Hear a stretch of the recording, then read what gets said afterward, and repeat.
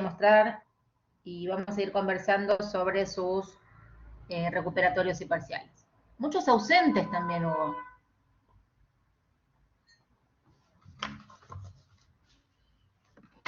Pasa que esta semana tenían al otro día, la mayoría tenían 2, 3 parciales en la misma semana, como que tal vez se juntó un poquito todo.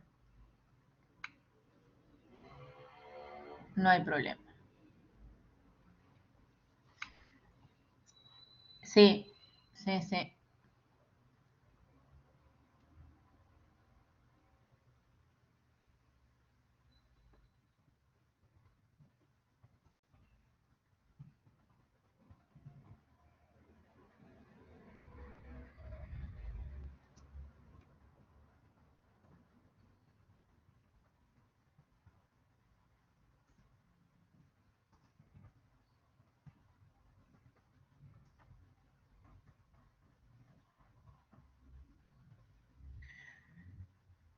Bueno, vamos a seguir con los temas del programa y vamos a dar una brevísima introducción a toxicología.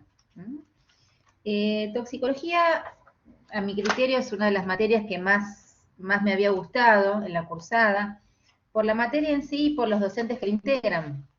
Es una materia, a mi criterio, preciosa, van a ver que les va a gustar. De hecho, trabajé en el área de tóxico para el Poder Judicial y me encantó. ¿Sí? Es un área apasionante. Hacíamos, es un trabajo muy lindo. Así que, bueno, esperen a cursar toxicología, esperen a cursar 5º año para empezar a pensar tema de tesinas. Muy bien. ¿Qué vamos a ir viendo a lo largo del día de hoy? Vamos a ver brevemente, ¿no? Desde el punto de vista fisiológico, les voy a dar un concepto de los circuitos de recompensa, ¿sí? Habrán visto en fisiología que está relacionado al área límbica, al área de las emociones. Vamos a ver los conceptos de potencial de reforzamiento, de adictividad, de las características de un fármaco para ser más o menos adictivo. Eso va a depender, por ejemplo, de la vía, si atraviesa una barrera hematoencefálica. Y vamos a ir viendo también algunos de estos fármacos adictivos, ¿sí? Y algunas sustancias adictivas, ¿sí? Vamos a ir viendo algunas sustancias específicas, como por ejemplo el tabaco, la nicotina, con un gran problema de salud pública en la mayoría de los países desarrollados y subdesarrollados. Vamos a ir viendo las características del tabaco, de la nicotina, el tipo de dependencia que va a producir. Dentro de otros fármacos dependencias vamos a ver el alcohol, y vamos a ver la toxicidad que genera el alcohol, la abstinencia, ese delirium tremens, ¿no es cierto? Y las formas farmacológicas para ayudar a este paciente. Dentro de esta bolilla tenemos también los opioides, pero ya tuvimos toda una clase de opioides, ¿no es cierto? Vamos a ver la cocaína, también la vimos desde el punto de vista del mecanismo de acción de la cocaína, ¿no es cierto? Lo vimos cuando vimos el sistema adrenérgico. Vamos a ver los derivados de la cocaína, los fumables, los inhalables, la cocaína base, el free base o el crack, el bazuco, la pasta base. Vamos a ver las toxicidades que produce. También el sistema adrenérgico, las anfetaminas, ¿sí? Y los derivados de diseño.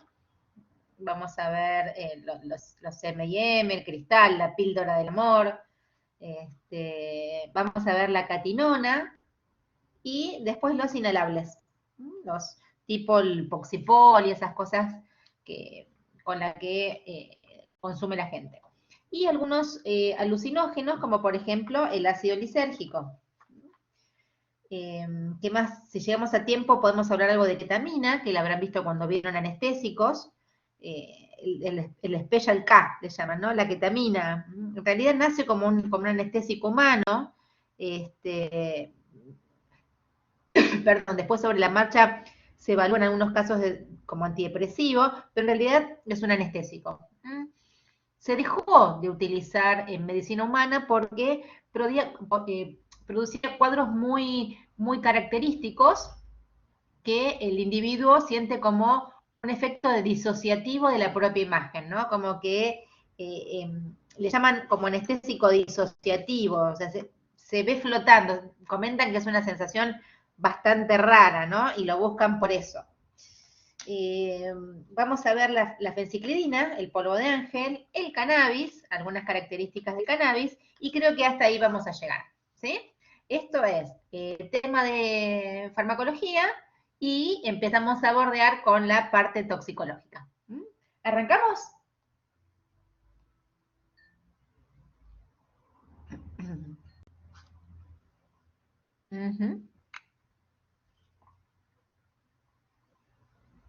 ¿Quién se sumó? Bueno, vamos a pasarle el presente a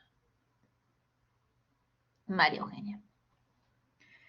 Bueno, vamos con una pequeña introducción, digamos, entre social y biológica, y pienso en un ser humano. Pienso en el ser humano y pienso en el animal también, ¿no? ¿Qué tiende a hacer el ser humano? El ser humano tiene una tendencia normal a repetir lo que le hace bien, ¿no? Se acerca, tiene tendencia a acercarse al bienestar, ¿no? A las sustancias agradables, ¿no?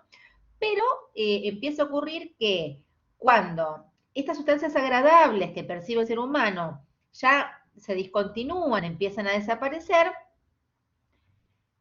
ya la cosa cambia, ¿no es cierto? Y esto pasa en distintos casos de adicción, ¿no es cierto?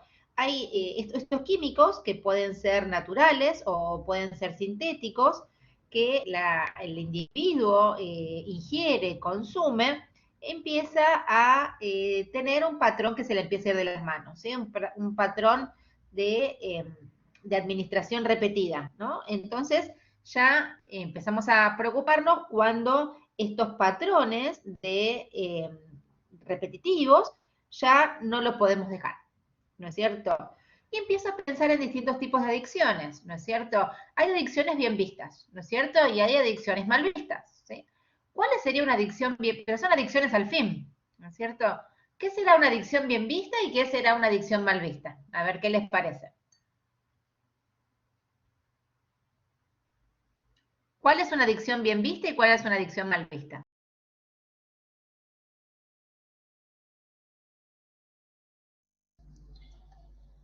La bien vista sería todo lo que sea para mejorar la salud, como ir al gimnasio, por ejemplo. La adicción al gimnasio, ¿no? Eh, la adicción a la limpieza, la adicción al trabajo, ¿no es cierto? Pero en realidad es una adicción al fin, ¿no? ¿Cuál sería una adicción mal vista?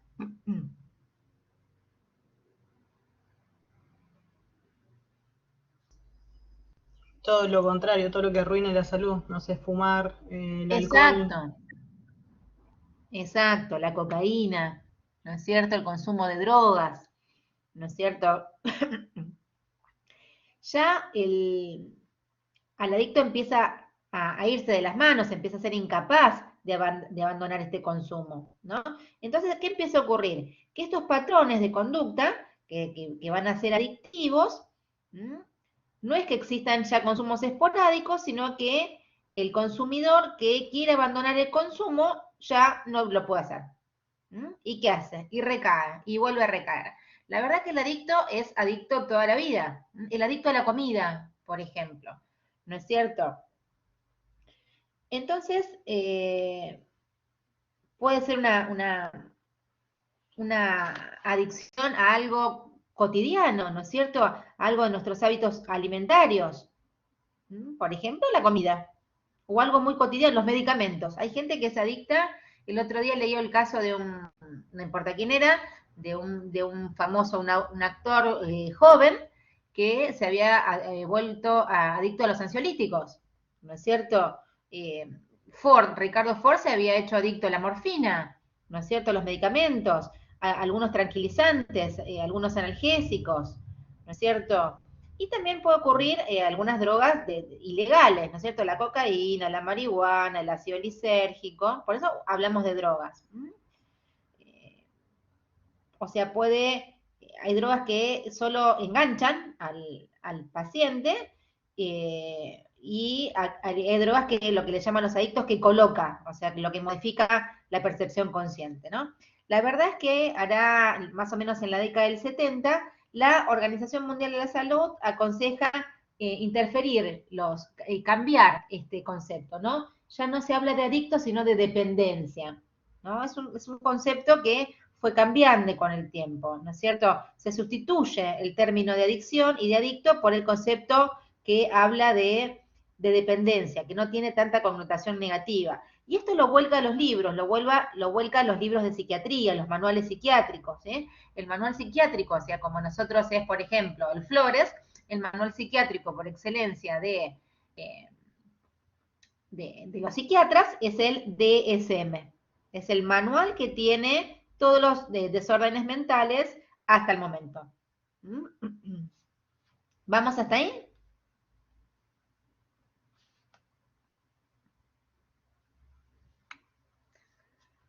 Bien, ¿cómo definimos entonces qué es un trastorno adictivo? ¿Qué sería entonces un trastorno adictivo? ¿Cuándo algo se vuelve adictivo? ¿Qué les parece?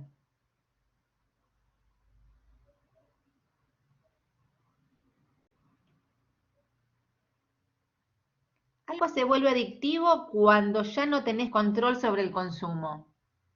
Exactamente.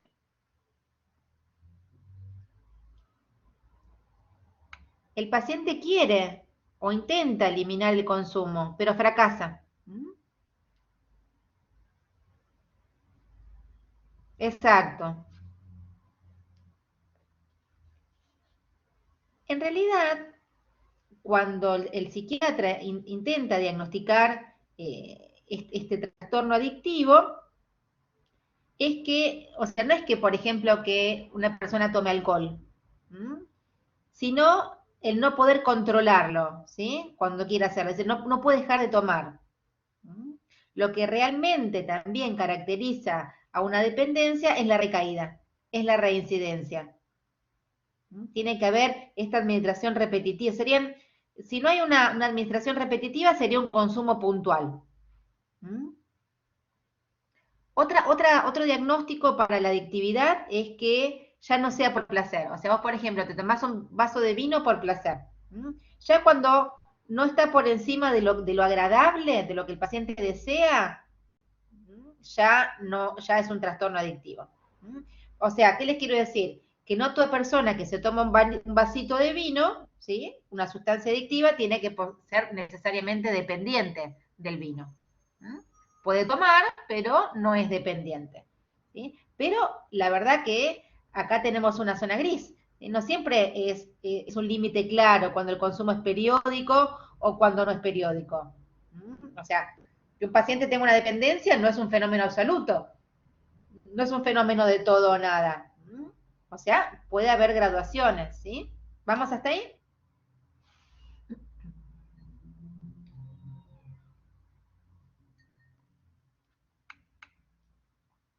Bien, además de todo esto, tenemos desde el punto de vista fisiológico una gran variabilidad interindividual. Hay personas que consumen sustancias que son muy adictivas con moderación o de forma social, mientras que hay otras que en cambio, tras ingerir, se convierte en un consumidor compulsivo, con mucha dificultad para abandonar el consumo. También la intensidad de la necesidad por consumir varía de persona a persona. Y también implica las historias personales, ¿sí? La infancia, el entorno, muchos factores que entran en juego. Bien, empiezo a pensar en estas conductas adictivas, ¿sí? Para que una persona tenga una conducta adictiva, tiene que tener una sustancia activa, ¿no? O psicoactiva, que el paciente tenga ganas de volver a consumir, de reexperimentar, ¿sí? ¿Cuándo una sustancia es psicoactiva? Una sustancia va a ser psicoactiva si va a alterar alguna función del sistema nervioso central.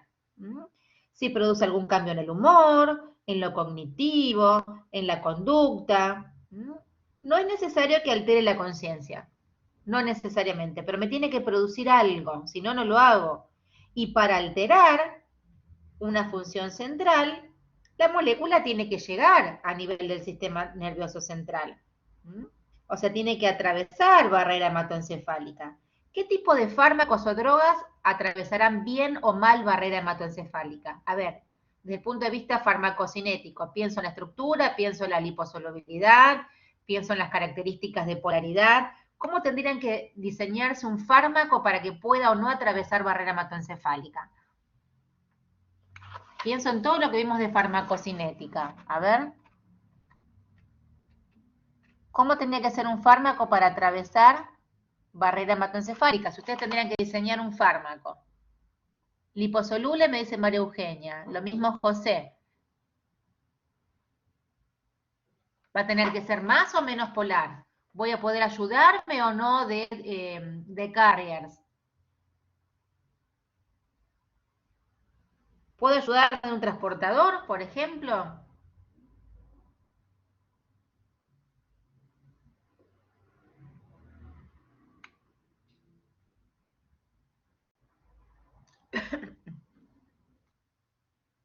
Bien.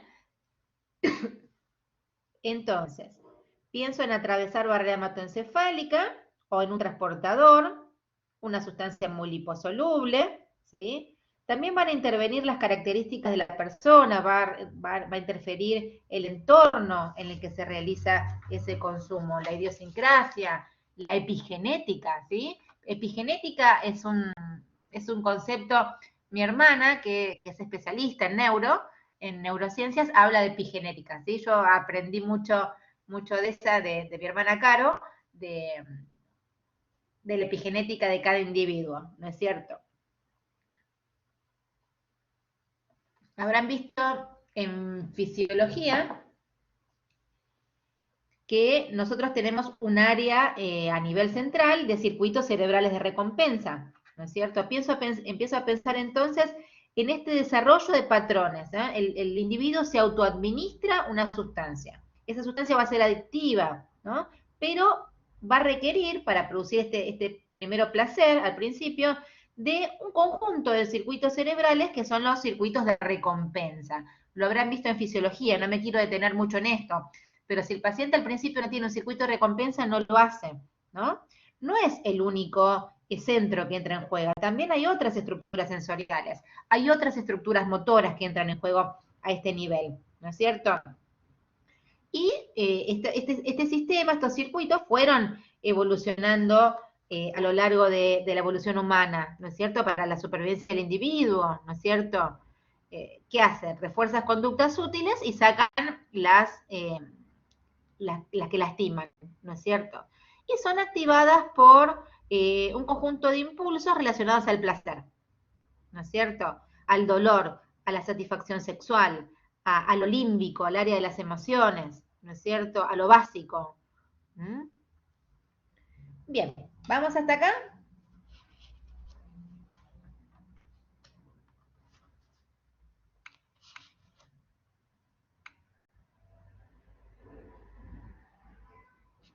¿Qué factores de riesgo encontrarán en un individuo? A ver, ¿es casual que un adicto sea adicto? ¿No es casual?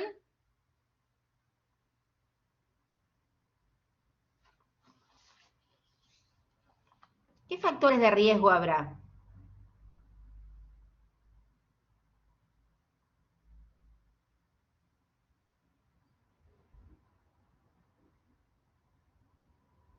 La verdad es que cualquier persona sana que entre en contacto con una sustancia adictiva está en riesgo de tener una dependencia. ¿Mm? En realidad, desde el punto de vista psiquiátrico, el trastorno adictivo no es monocausal. Entran en juego muchos factores. ¿Cuáles serán? A ver, ¿qué variables entran en juego? ¿Qué factores son de riesgo para que una persona consuma? Tenemos factores de riesgo y factores de protección. Múltiples, ¿no es cierto?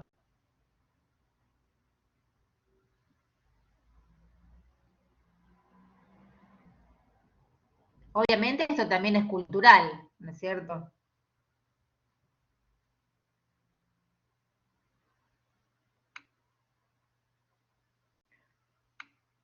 El entorno social. el estado anímico, la adolescencia, ¿no es cierto? Es una etapa vulnerable. ¿Mm?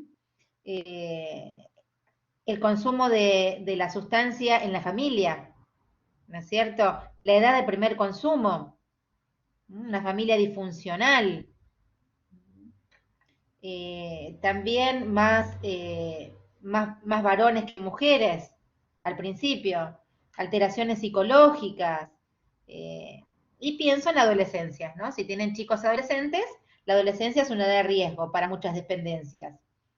¿Por qué? Por la inestabilidad emocional, por la inseguridad en el propio cuerpo, la influencia del grupo, ¿no es cierto? La autoestima. ¿Mm? En general, al principio son más frecuentes en varones que en mujeres.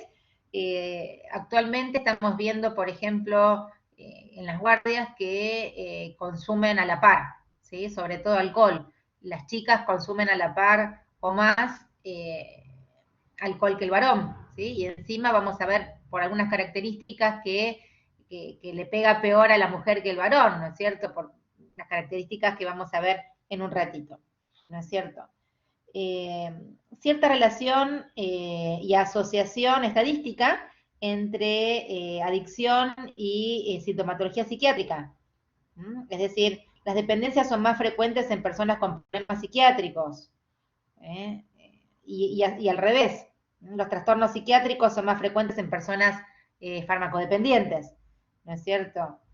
Y hay teorías de herencia también, ¿no es cierto? Bueno, arrancamos con las sustancias adictivas. Comenzamos, esta es una breve introducción. Para el que quiera más, es un tema que me apasiona, todo lo que es psiquiatría. ¿No? Busquen también, si les interesa, todo lo que es el potencial de reforzamiento, ¿no? Que también es muy interesante, se va un poco de farmacología, pero es muy interesante. Bueno, vamos a arrancar con las sustancias puntuales. Van a ver que les va a encantar tóxico, por cómo la dan y por los temas.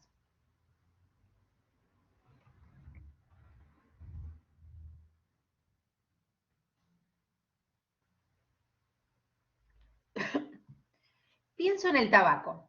¿Cuál es el constituyente, uno de los constituyentes del tabaco? Tabaco, gran problema de salud pública. Nicotina, muy bien, Euge. ¿Sí? ¿Tenemos algún fumador en el grupo?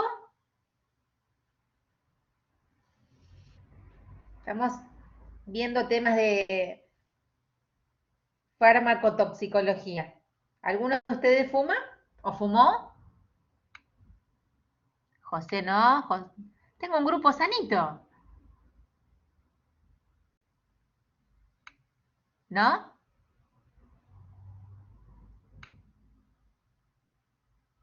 Tu papá. Bueno, vamos a hablar de fumadores pasivos entonces. ¿Ninguno fuma?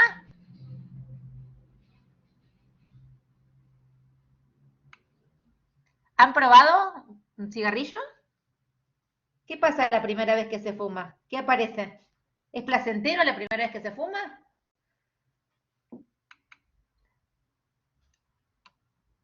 ¿Tos?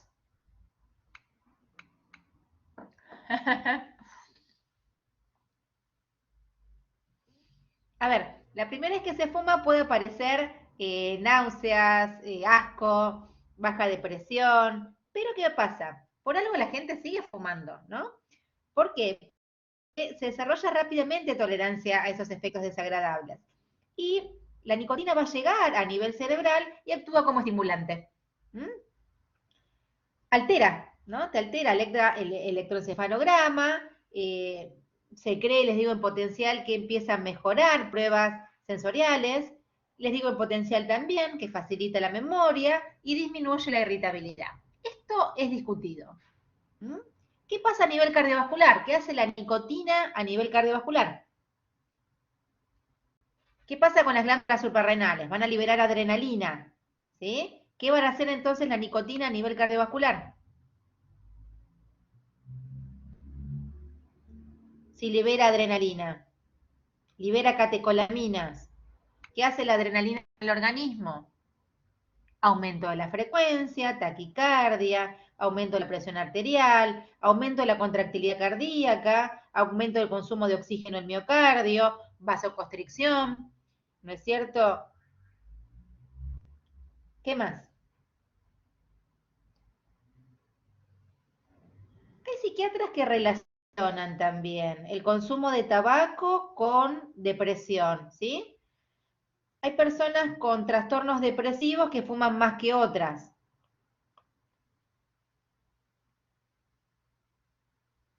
Pero es importante saber que pese a lo que la gente dice, que yo me fumo un puchito, el puchito no es ansiolítico, sino lo contrario, produce ansiedad. Lo que pasa es que uno lo usa para afrontar los nervios, ¿no es cierto? Es característico el papá que está esperando en la sala por el pasillo, esperando que su mujer tenga familia en el quirófano, ¿y qué hace? Camina, camina, camina, y vos los ves en los dibujitos con el puchito, en realidad no puede fumar dentro del hospital, pero ese puchito que muestran en las películas o muestran en los dibujitos, teóricamente es para afrontar situaciones de estrés, ¿no es cierto? Pero en realidad lo que siente como que se relaja, en realidad no es relajante, sino todo lo contrario, es ansiogénico, es porque estás, por ejemplo, el puchito de la mañana no es para bajar la ansiedad, es para lo contrario, es para revertir la abstinencia nicotínica de la noche, ¿no? Y encima produce una excitación neuronal, porque produce, ¿cómo era ese receptor colinérgico nicotínico? Yo sabiendo que venía estos temas, les pregunté de receptor colinérgico nicotínico. El receptor colinérgico nicotínico, ¿cómo era? La nicotina que producía excitación neuronal, porque producía esa apertura al receptor colinérgico nicotínico, ¿no es cierto? ¿Y qué hace la nicotina? Va y activa receptores nicotínicos. ¿Y qué pasa? Cuando el paciente fuma por mucho tiempo, va a tener una interacción entre la nicotina y el receptor y va a dar lugar a una desensibilización de ese receptor, ¿no? Nicotina seguramente habrán visto en farmacognosia, ¿verdad?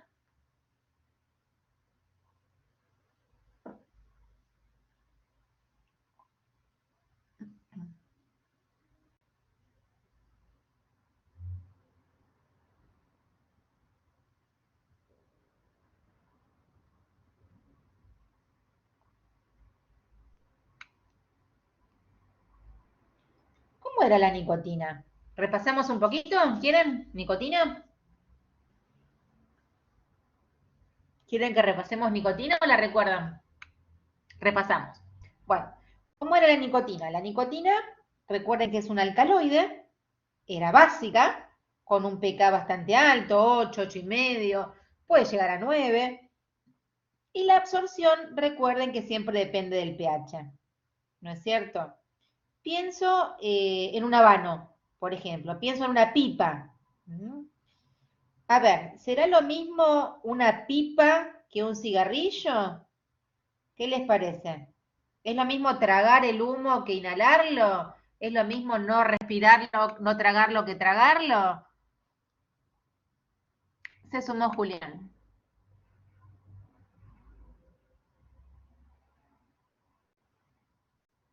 Buen día, Julián, bienvenido.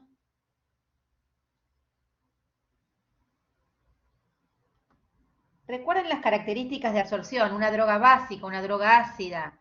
Una droga ácida en medio ácido va a tener una elevada fracción no ionizada, se va a absorber. Una droga alcalina, ¿sí? ¿Qué tal? Buen día, ¿cómo te va? No hay problema. Estamos hablando de fármacos excitatorios y adicciones, ¿sí? Tema que solapa fármaco con tóxico. Pertenece a los dos programas.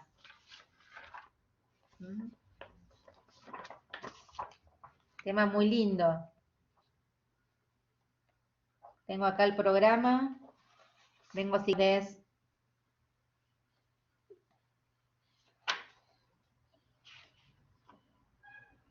Estoy acá con el programita en la mano. Para que no me quede ningún tema fuera. Vamos a ver algunos fármacos excitatorios, ketamina. Bueno, sigamos un poquito. Les decía que la nicotina es un alcaloide. Como buen alcaloide, la mayoría son básicos. Tiene un pK de 8, 8,5, puede llegar a un pK de 9. Y siempre recuerden que como todo fármaco, como toda sustancia, la absorción va a depender del pH de la formulación. Pienso en un habano, pienso en una pipa. La pipa, habrán visto que ese tabaco puede ser, yo me acuerdo de chiquita, ¿sí? Allá por la década, fines del 70, 80, tenía una amiga que el papá era ruso-polaco y tenía 7 pipas, ¿no? Una para cada día de la semana y le ponía, ¿no? El tabaco aromatizado con chocolate, con cerezas, ¿no? Y esas pipas, ese tabaco, condimentado con distintos agregados, son alcalinos, ¿no? Entonces, a ver, tengo la nicotina, que en ese caso va a estar menos ionizada, ¿no es cierto? Tengo una droga alcalina en un medio alcalino, va a estar menos ionizada. Entonces, si no está ionizada, no tengo impedimento estérico, no tengo carga, se va a absorber bien por la mucosa orofaringia, por la boca, sin necesidad de que el humo sea tragado, ¿no es cierto? Entonces voy a tener más problemas locales que sistémicos. ¿Qué pasa con el cigarrillo? En cambio, en el cigarrillo, el humo, que es más ácido, ¿no es cierto? El humo es más ácido que el inhalado, tiene que se inhala, es inhalado, y se absorbe la nicotina ¿en dónde? En el pulmón. ¿Mm? Entonces, ¿el pulmón era una vía rápida o era una vía lenta? ¿Qué pasaba con la superficie del pulmón si yo le desplegaba? Tenía hasta 70 metros cuadrados, encima plegadito. ¿La absorción del pulmón era una vía rápida o lenta?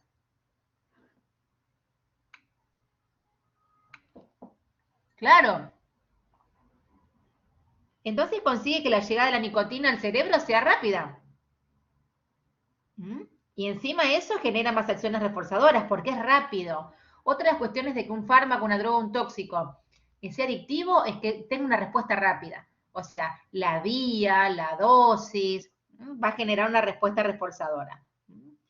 Y encima, la industria agrega a estos cigarrillos amoníaco para conseguir mayores nicotinemias y más adictividad. Bien, por eso es que la pipa genera más toxicidad local y menos toxicidad general. Y el cigarrillo tiene más toxicidad pulmonar que orofaringia. A ver, me puedes decir, bueno, determinada persona tenía cigarrillos y tenía cáncer de laringe, sí, pero es más probable que tenga más pulmonar que local. ¿Sí? Por eso es que la pipa es menos dañina o el habano es menos dañino que el cigarrillo. ¿Sí? Bien, ¿qué pasa con la nicotina desde el punto de vista farmacocinético? Se ingiere, tiene un paso hepático, atraviesa barrera placentaria, ojo con esto, ¿sí? Porque llega al bebé, atraviesa leche materna, se metaboliza en el pulmón, se metaboliza en el hígado y tiene un metabolito. El metabolito es la cotinina, con una semivida media bastante larga. Se elimina por orina y esta orina se puede dosar en forma directa o en forma directa como método de exposición. ¿Sí? ¿Vamos hasta acá?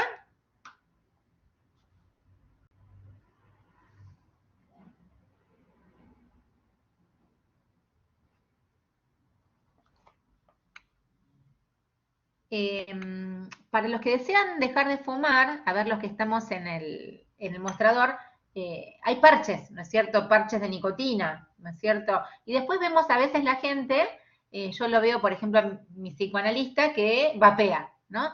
En realidad el vapeador, a ver si lo encuentro por acá, mientras que voy conversando se los voy buscando. ¿Vieron los vapeadores?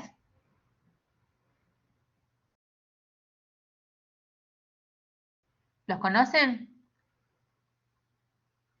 O sea, que es para el hábito, pero en realidad no tienen nicotina, no tiene nada. ¿Saben de lo que les estoy hablando?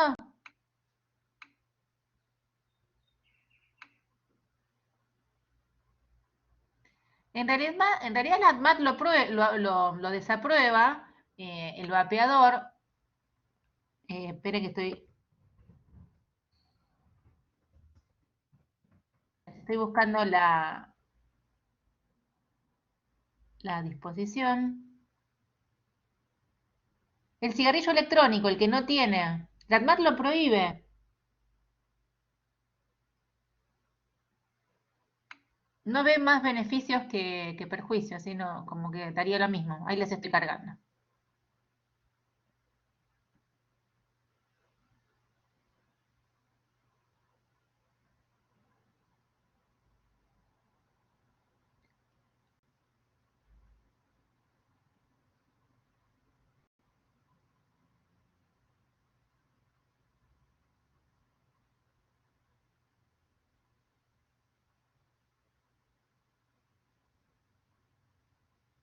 Después, si quieren con un poquito más de tiempo, búsquenlo.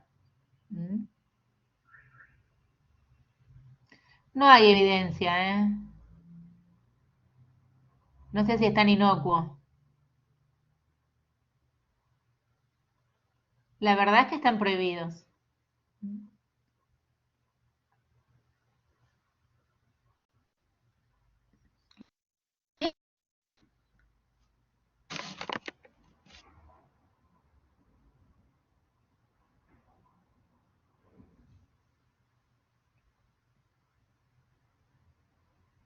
Ya hace años de esto, ¿no? Unos 5 o 6 años más o menos. Esperen que les marco algo más.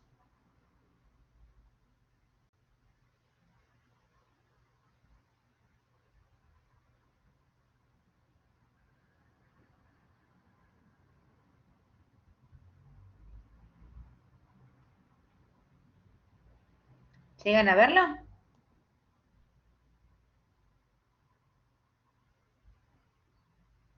¿Chicos lo ven?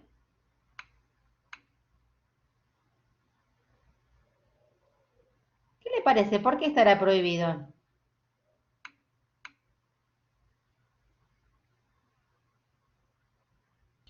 Yo he escuchado, profe, algo de que generaba agua en los pulmones, ¿puede ser? Ujú. Sí.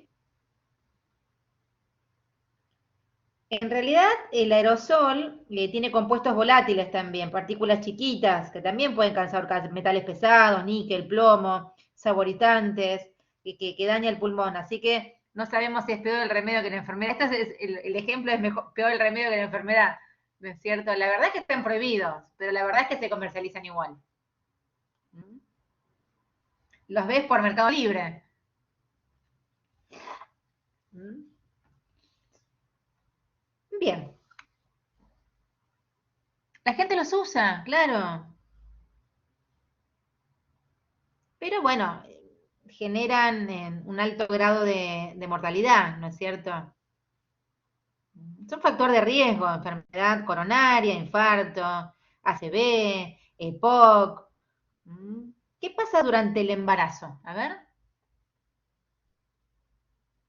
yo hoy les dije así un poquito al pasar que atravesaba leche materna, que atravesaba barrera hematoencefálica, barrera placentaria. ¿Qué va a pasar con ese bebé, con ese feto? ¿Qué pasa cuando el bebé nace? ¿Qué características va a tener? La nicotina es vasoconstrictora.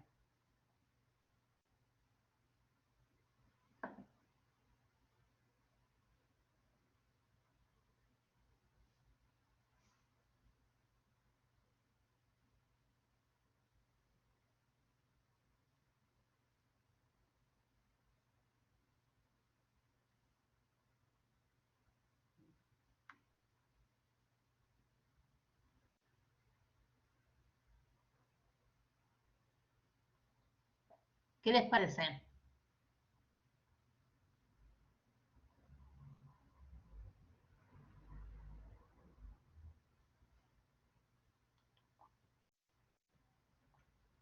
¿Qué va a pasar? Vamos por partes. ¿Qué va a pasar con el peso del bebé?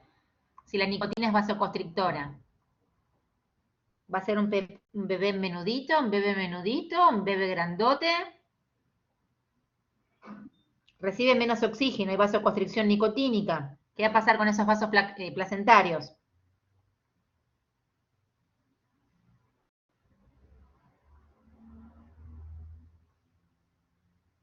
A ver. Analía, Julián, Irina, Maxi. ¿Va a ser un bebé menudito o un bebé grandote? ¿Le falta oxígeno?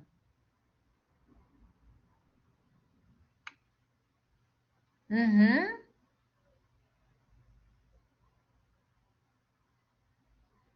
Hay vasoconstricción nicotínica. El vaso placentario se cierra. Recuerden que se libera monóxido de carbono en la sangre materna. Exacto. Hay un bajo peso al nacer. ¿Sí? Hay una morbilidad perinatal. ¿Mm? Riesgo de aborto espontáneo, riesgo de placenta previa, riesgo de muerte súbita del lactante. ¿Mm? O sea, no tenemos, a veces la madre dice, bueno, me fumo un puchito nada más. No, la embarazada nada. ¿Sí? No existe un consumo de tabaco exento de riesgo. ¿Mm? Pienso también en el que convive, en el caso de unas chicas que me comentó hoy que el papá fumaba, ¿sí? El humo del tabaco también es riesgoso, porque además de la nicotina tiene otros productos que son tóxicos. Obvio que va a depender del tipo de tabaco, de cuánto se inhale, de la temperatura de combustión, del largo del cigarrillo, del poro del papel, si tiene filtro, si no tiene filtro, pero el humo también es riesgoso, ¿sí? Por eso se habla de fumador pasivo, en el que convive en un ambiente con humo. Acá en casa, por ejemplo, nadie fuma, pero el que convive también se lleva las malas influencias de la nicotina. ¿Mm? Bien. En realidad no se hace ajuste de dosis en el fumador, pero en realidad el fumador metaboliza más rápido que el resto, que el no fumador. ¿Sí? En realidad van a ver en clínica ajuste de dosis, por ejemplo, ajuste de dosis en recién nacido, ajuste de dosis en insuficiencia renal. En realidad el fumador metaboliza más rápido que el resto, pero no se ajusta de esta forma, ¿no es cierto? Bueno, ¿qué pasa? ¿Alguno de ustedes fumó e intentó dejar de fumar? ¿Qué pasa con la abstinencia? Con la abstinencia nicotínica. ¿Conocen algún caso de abstinencia nicotínica? Tenés una florida sintomatología, ¿no es cierto? ¿Cómo son esos síntomas? A ver, ¿alguna vez vieron a alguien que intentó dejar de fumar? No es fácil, ¿eh? Porque entra en circuito de recompensa y placer. Café. Mi papá ¿Sí? fumaba 4 tratados de 20 por día. Oh, ¿y dejó? Dejó y nada, bueno, mal humor primero. Ujú. Y había noches que soñaba que fumaba, o sea, mi mamá lo veía que hacía como la seña que estaba fumando dormido. Tremendo. Y sí, sí, porque es muy adictiva. Y en realidad los síntomas comienzan ya el primer día, ¿no? Pero ya el segundo o tercer día ya... Sí, igual es es- el día de hoy que sigue teniendo problemas respiratorios. O sea, mirá, siempre está con broncoespasmos y no, o sea, fumó muchos años y ya también pero hace dejó, muchos que... Sí, sí, ya hace como 30 años que dejó.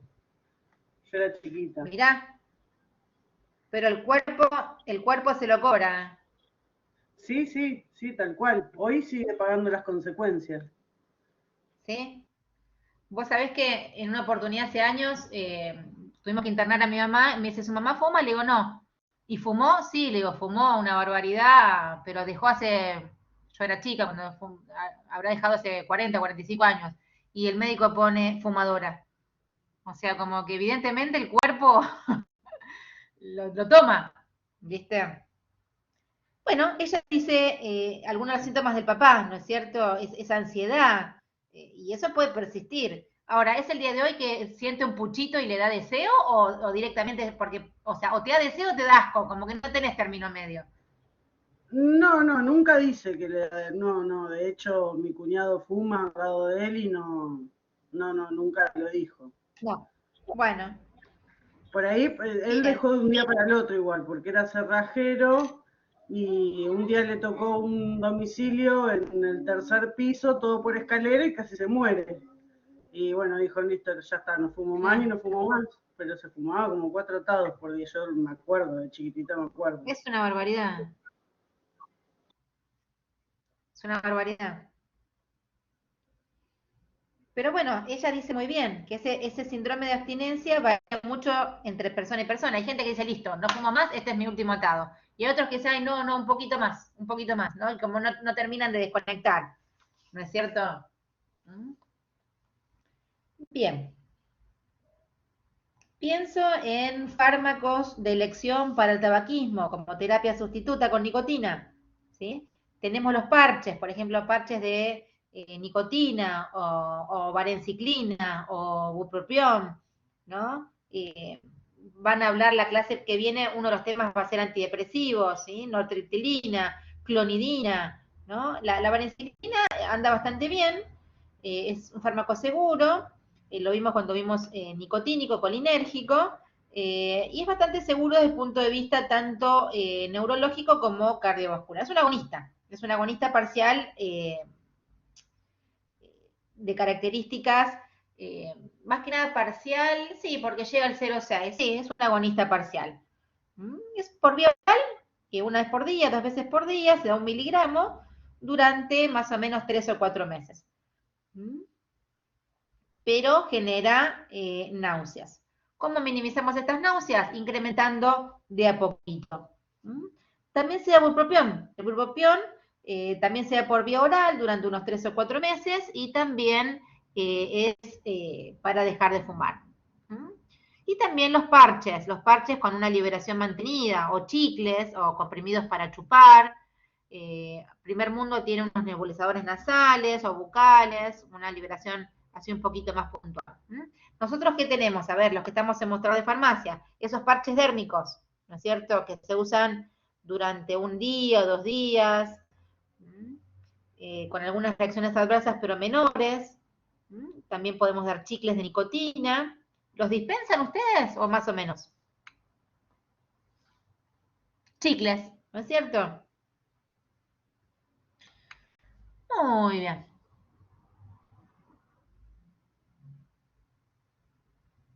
También las pastillas, ¿no es cierto?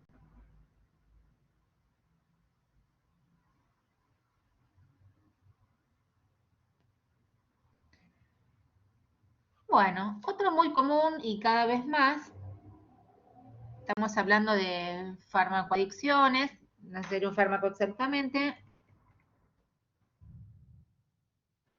tenemos el etanol, ¿sí? Es tremendo, creo que es una pandemia también, ¿no? El alcoholismo.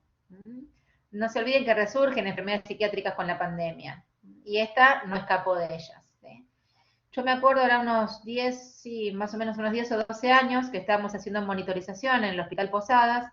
Era un sábado a la tarde y cae un señor, ¿sí? Con un lavaje gástrico, y cuando destapan el frasco del contenido de estómago, se siente un olor a perfume en el ambiente que decíamos, nos contaba, ¿no?, la jefa de servicio.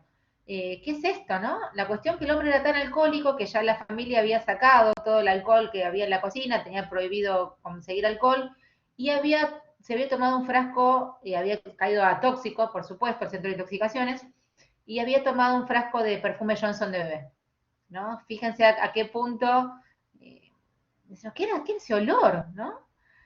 ¿A qué punto llega la adicción? ¿No es cierto?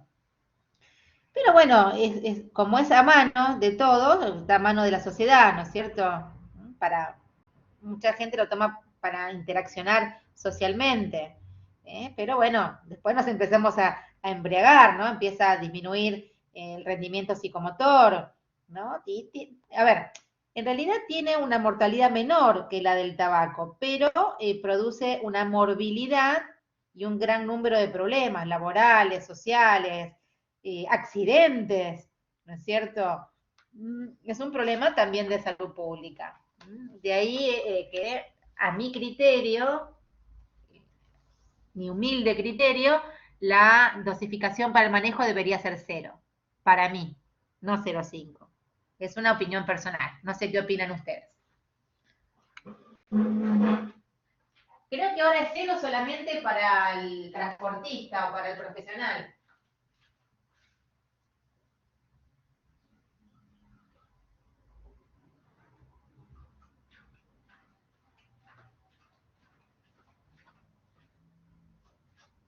¿Saben ¿Saben por qué? Yo, por ejemplo, soy abstemia, no tomo alcohol, ¿no? Si yo me tomo, sí, es discutible, pero esa es una opinión personal y bueno, otro puede tener otra. Yo, por ejemplo, no tomo nada de alcohol, ¿no? Yo llego a tomar medio vasito de sidra y ya estoy para el otro lado, ¿sí? Y eso es 0,5 tal vez, ¿no? Entonces, como hay tanta variedad interindividual, yo mandaría todo cero y claro, cuando no estás acostumbrado, de pronto hay gente que toma, no sé, 2 litros de cerveza y está fresca, porque es un inductor enzimático, ¿no es cierto? Pero es un depresor de la transmisión nerviosa, ¿sí? Va a actuar, les hago un anticipo para el año que viene, va a actuar en receptor de GABA y en receptor de glutamato. GABA es inhibitorio, entonces, también va a actuar en receptor para el glutamato. Entonces, lo razono como un fármaco depresor. ¿Por qué? Porque el etanol estimula GABA, que es inhibitorio, e inhibe glutamato. ¿Sí? Estimula el receptor GABAérgico, que es inhibitorio, e inhibe el receptor glutamatérgico, que es excitatorio. Por ambas vías, el etanol se comporta como un depresor. ¿Se entendió ese concepto? Importantísimo. Os lo vuelvo a explicar. Estimula el receptor GABAérgico, GABA es inhibitorio, e inhibe el receptor glutamatérgico, que es excitatorio. Por ambas vías, el etanol es un fármaco depresor. ¿Se entiende?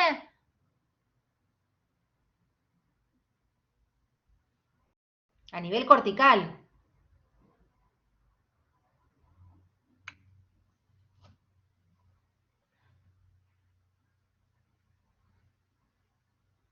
Es un depresor.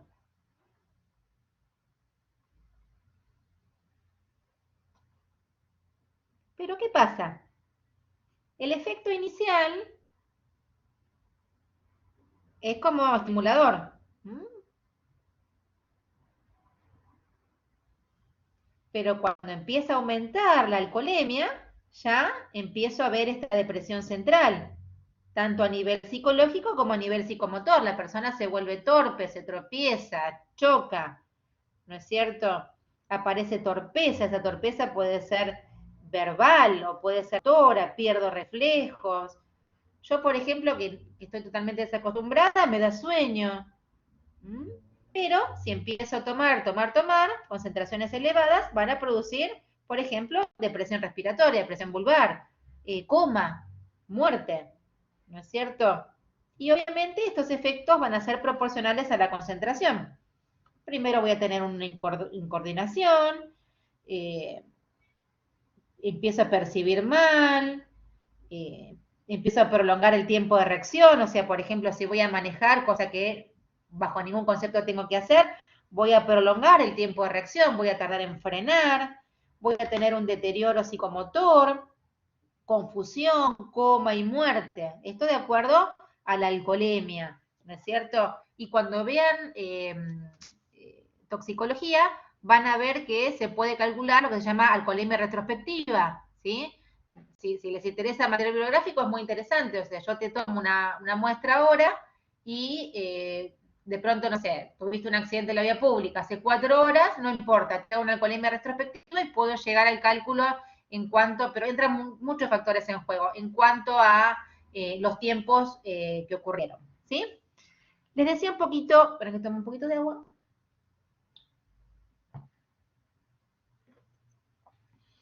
Les decía que el etanol actúa con 2 receptores concretos, el GABA y el receptor para glutamato.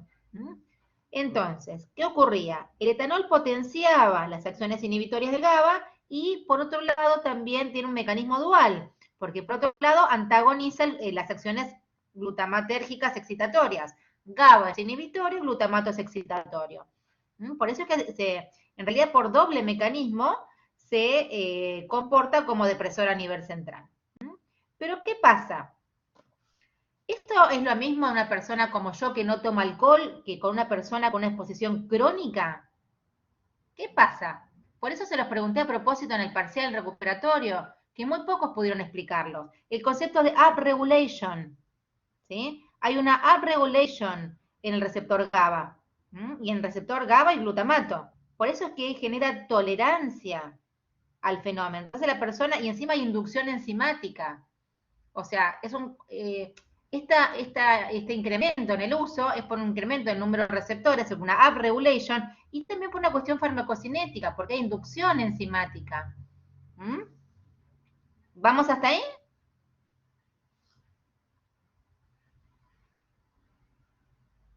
¿Me siguen?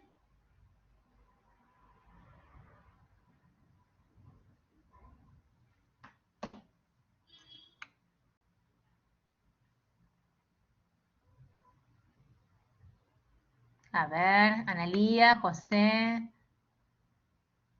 Evanje, Maxi, Julián, ¿vamos bien?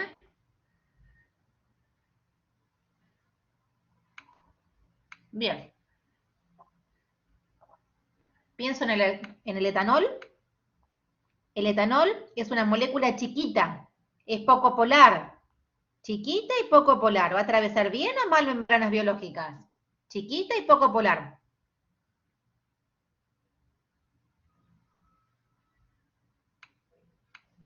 Bien, ¿no es cierto? ¿Por qué me duele la cabeza después de una borrachera? Porque atraviesa barrera hematoencefálica. Atraviesa, nunca nos pasó eso, ¿no? De dolernos la cabeza después de una borrachera.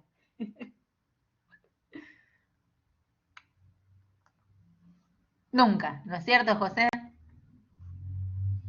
Les decía que el etanol es una molécula chiquita y encima es poco polar, o sea que va a atravesar recontra bien membranas biológicas. Encima se absorbe por difusión simple en el estómago y sobre todo en el intestino. Se va a distribuir, va a atravesar bien barrera hematoencefálica y va a llegar al bebé, atraviesa barrera placentaria. Pero los factores que van a retrasar el vaciamiento gástrico, por ejemplo, si yo tengo comida, tomo líquido, hago ejercicio físico, van a disminuir la velocidad de absorción y por consiguiente las concentraciones que van a alcanzarse. ¿Qué va a acelerar? Por el contrario, ¿qué va a acelerar que haya más alcohol en el organismo? Pienso en toda la bebida tipo la Coca-Cola, ¿no? Todo lo carbonatado, todo lo espumoso, ¿no es cierto? Va a aumentar la velocidad de absorción. Pienso en un primer paso gástrico, pienso en un primer paso hepático, pienso en la mujer como desventaja desde el punto de vista de peso corporal. La mujer presenta un menor primer paso hepático que el varón para el alcohol, ¿sí? Y la mujer tiene un menor volumen de distribución. A ver, si yo tengo una casa grande, razonémoslo así, tengo una casa de 3 plantas, y en esa casa de 3 plantas viven 2 personas, van a estar bien distribuidas. Pero si tengo una casa de un ambiente, y en esa casa de un ambiente van a vivir 8 personas, van a estar amuchadas, ¿no es cierto? Esto pasa con el alcohol en la mujer. La mujer tiene un menor volumen de distribución. Yendo al ejemplo de la casita, tengo la casa chiquita, porque tiene menor cantidad de agua corporal. Por eso que se ingiere a la par del varón, la mujer tiene mayor alcoholemia que el varón y encima tiene un mayor componente graso. ¿Sí? Por eso es que estamos viendo la guardia.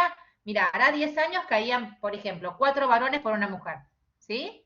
Ahora caen a la par. O hay guardias que caen más mujeres que varones. ¿Sí? La mujer está tomando en forma impresionante.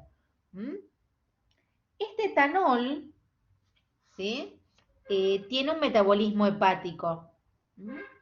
Pasa a acetaldehído en una primera oxidación y luego es oxidado a ácido acético. Bueno, después hay distintas enzimas que entran en juego, alcohol deshidrogenasa, se metaboliza por orden cero, oxidasas mixtas, pero en este proceso de pasar de alcohol a acetaldehído y de acetaldehído a ácido acético, entra en juego una enzima muy importante. ¿Sí? Vamos a hacer un dibujito acá.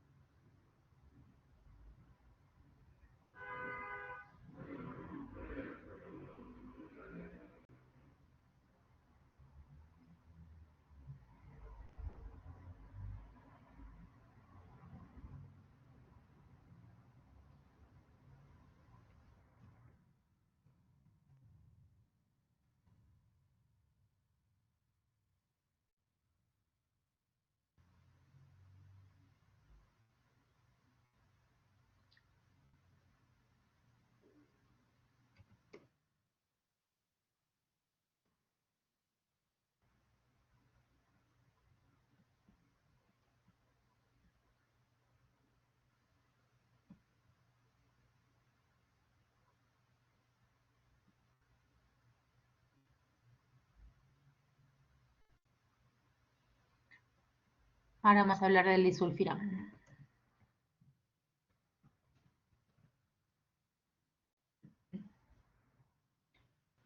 Bueno, les decía que el alcohol, cuando se ingiere, tiene un metabolismo hepático. Primero pasa a acetaldehído y luego se oxida a ácido acético. Estoy describiendo esta formulita. Entra en el ciclo del acetil-CoA, se metaboliza, etcétera, etcétera. El alcohol es catabolizado por una enzima, que es la alcohol deshidrogenasa. Es una enzima que está en el citoplasma y tiene polimorfismo genético. ¿Vamos hasta ahí?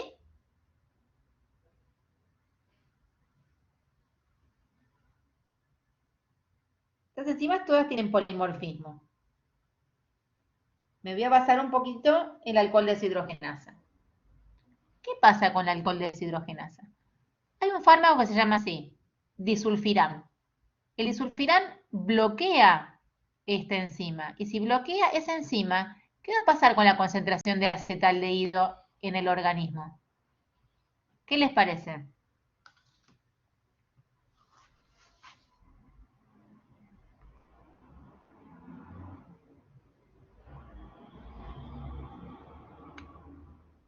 A ver. Analía, Cintia, Irina, Maxi.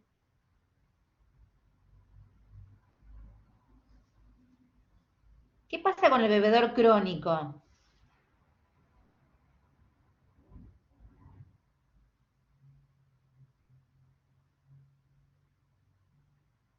Ahí les puse el disulfiram. ¿El disulfiram qué hace? Inhibe esta enzima que es la aldehído deshidrogenasa, AD. Entonces, ¿qué pasa? Se empieza a acumular acetaldehído. Y al acumularse acetaldehído genera un síndrome espantoso, ¿sí? El paciente se empieza a poner colorado en las mejillas, suda, tiene una cefalea que le late la cabeza, tiene vómitos, se empieza a sentir débil, ¿sí? Esto, o sea, obviamente el disulfiram se da con consentimiento del paciente. El paciente sabe que si toma alcohol y le están dando disulfiram, se va a sentir pésimo, ¿no es cierto? No es un tratamiento de primera elección. Se da por vía oral o por vía subcutánea, pero en ningún caso se le administra sin que el paciente lo sepa. El paciente sabe que está tomando algo que, si toma alcohol, le va a caer re mal. ¿Lo conocían, el disulfiram? ¿O les es nuevo? ¿No? Son fármacos, son estrategias. A ver, ¿es una estrategia de primera elección? No, pero es válida. ¿Qué pasa si yo tomo por mucho tiempo alcohol? ¿Qué va a pasar con el hígado? A ver, ¿qué toxicidad va a generar? ¿Pulmonar, hepática? ¿Qué les parece? Euge me decía hace un rato que el papá hace años y todavía sigue con problemas respiratorios. ¿Qué otros tipos de toxicidades va a producir?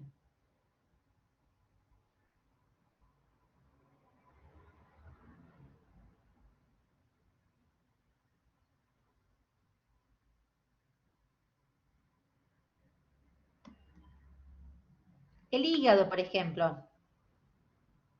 Si yo ingiero en forma crónica alcohol, voy a empezar a tener trastornos hepáticos, puedo acumular grasa. Y sí, puedo tener una hepatitis alcohólica, una cirrosis hepática. La verdad que en la Argentina no hay que juzgar, porque la cirrosis no solamente es alcohólica, puede ser medicamentosa, pero el alcohol produce cirrosis, pancreatitis, todo daño hepático o pancreático, síndromes de mala absorción. Pienso en todo lo metabólico, el metabolismo, todas las alteraciones del metabolismo de la glucosa, feminización en el varón, impotencia, ginecomastia. No se olviden que el alcohol tiene gran cantidad calórica. Una dieta desequilibrada, malnutrición, déficit vitamínicos, baja en el complejo B, entonces puedo tener neuropatitis, llagas, dificultad para tragar. Falta de vitamina D, todo lo pienso en vasos, en nervios.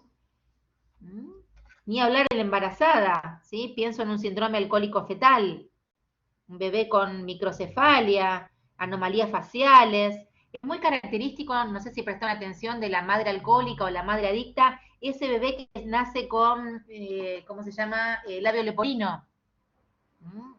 Daños en los paladares, ¿no? Daños en lo maxilar, lo mandibular, bebés chiquitos, ¿sí? Deficiencia mental, trastornos de conducta, y ni hablar de las interacciones. No se olviden que es un depresor y va a interactuar y va a sinergizar otros depresores, como los ansiolíticos, los opioides, los antihistamínicos. ¿Vamos hasta acá?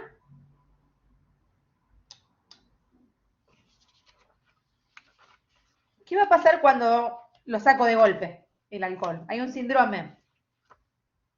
¿Cómo se llama? Ese bebedor crónico que saca de golpe el alcohol. ¿Cómo se llama ese síndrome de abstinencia crítico, potencialmente mortal?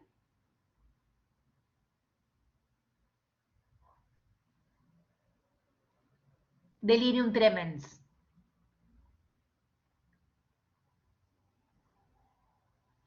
En este síndrome de abstinencia se empiezan a ver alteraciones en el receptor GABA.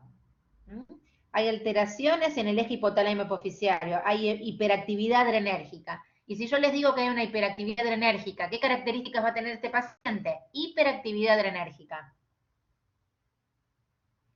Ya a las pocas horas, 5 o 6 horas, empieza con esta abstinencia. Hiperactividad adrenérgica. ¿Cómo va a estar el paciente? ¿Qué va a tener? Todo lo adrenérgico, todo lo que siento antes de un examen. Hiperactividad adrenérgica.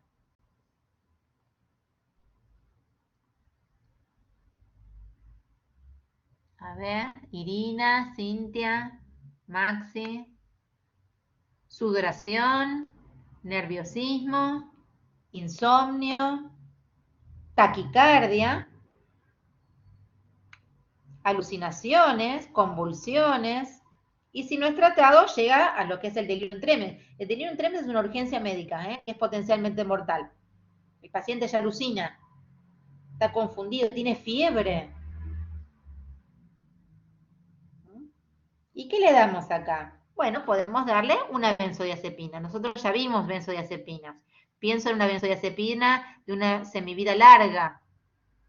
Por eso les pregunté, a propósito, sabiendo que iba a dar este tema, tiempo de vida media de benzodiazepinas o clasificación de benzodiazepinas. Nadie lo supo clasificar, es una clasificación teórica. Pregunté también clasificación de antiarrítmicos, ni siquiera les pregunté uno, les pregunté clasificación de antiarrítmicos.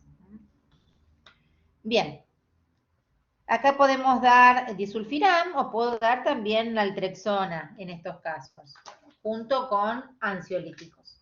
¿Sí? Bien. Seguimos con los fármacos del programa. Con este vamos a ir medio rapidito porque la vimos cuando vimos adrenérgico. Inhibidor de la recaptación D. ¿Sí?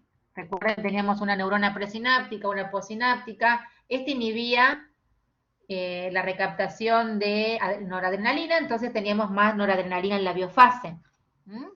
Es un psicoestimulante, neto, fijo, de manual. Es la vedette de los psicoestimulantes. ¿Qué será un psicoestimulante? ¿Qué será una sustancia psicoestimulante?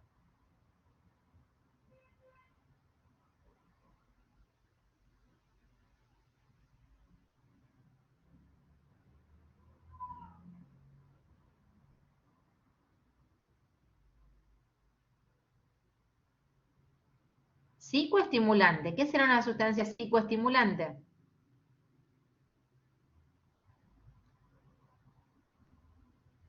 A ver, el nombre nos ayuda.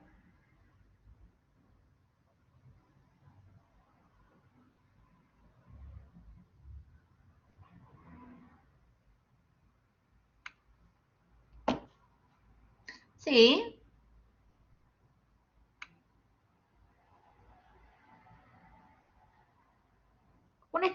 estimulante es un psicoestimulante, es aquel fármaco o aquella molécula que estimula el umbral de alerta o vigilia. O sea, estás para responder más fácil, más pronto, ¿no es cierto? Pienso en lo que vamos a trabajar la semana que viene, en fármacos antidepresivos también elevan la capacidad de respuesta, pero en personas que están deprimidas. Cocaína. La cocaína, ¿la vieron en farmacognosia? Coméntenme en farmacobotánica, como este alcaloide que se saca de las hojas de la coca, este arbustito, ¿lo vieron? Bueno, muy bien. Repasamos entonces rápidamente. Pienso en un arbusto, es netamente tropical, y hay civilizaciones que mascan. Si acá te vas al norte, a Jujuy, vas a ver gente mascando coca, ¿no? Es una costumbre para aumentar el rendimiento, ¿no es cierto? Bien. Entonces, pienso en cocaína, pienso en las sales de hidrocarburo, por vía oral o por vía parenteral o por vía fumada, se combustiona rápidamente. Y tenés la forma fumable o la forma inhalable, tanto de cocaína base, que es el crack o el freebase, como el sulfato de cocaína, que es la pasta base o el bazuco. Ahí la cocaína se hace vapor y cuando la calentás puede ser inhalada. También se puede dar por vía intranasal, que los efectos van a ser rápidos o lentos por vía intranasal. Vía intranasal, tenemos la mucosa que va al cerebro. ¿Cómo será esa vía intranasal? ¿Un efecto en minutos? Un efecto rápido, ¿no es cierto? ¿Y por vía intravenosa? ¿Cómo van a ser los efectos? Exacto, ¿sí? Pero así como los efectos son rápidos, también desaparece rápidamente. Por eso, como el efecto es rápido, tiene esta droga una gran capacidad de reforzar volver a intento, ¿no es cierto? Y bueno, te eleva el humor, en principio aumenta la energía, aumenta el estado de alerta, disminuye el apetito, disminuye el cansancio, disminuye el sueño, aumenta todos los movimientos, o sea, hay un incremento en la capacidad y las habilidades. Pero eso empieza a decaer, empieza a desaparecer, empieza a decaer, ¿no es cierto? Y también van a empezar a producir nerviosismo, midriasis, o sea, dilatación de la pupila, delirio, ideas paranoides. Y hay un efecto a nivel adrenérgico, tanto de carácter alfa como de carácter beta, y genera taquicardia, ojo a nivel coronario, ojo a nivel cardiovascular, va a generar hipertensión, vasoconstricción. Por eso el que inhala cocaína, muchas veces, a ver, denme un segundito que tengo un llamado. A ver, son 10 menos cuarto. Cortamos hasta las 10 y seguimos en la otra plataforma. Disculpen, ¿eh?